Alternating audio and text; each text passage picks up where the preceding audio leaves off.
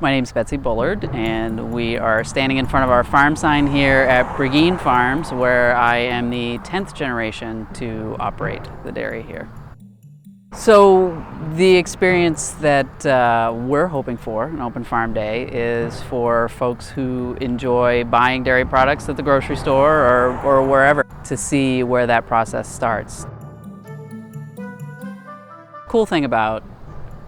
life on the farm is that no 2 days are exactly the same. Our cows are creatures of habit,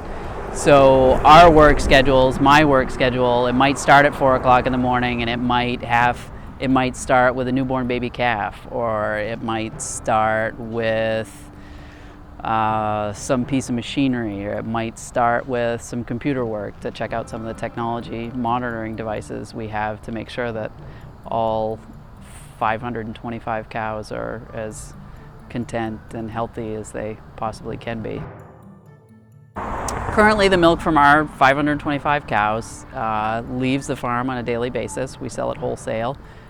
through Dairy Farmers of America Cooperative, and most days that means it goes to Forest Ave in Portland and is processed at Oakhurst Dairy.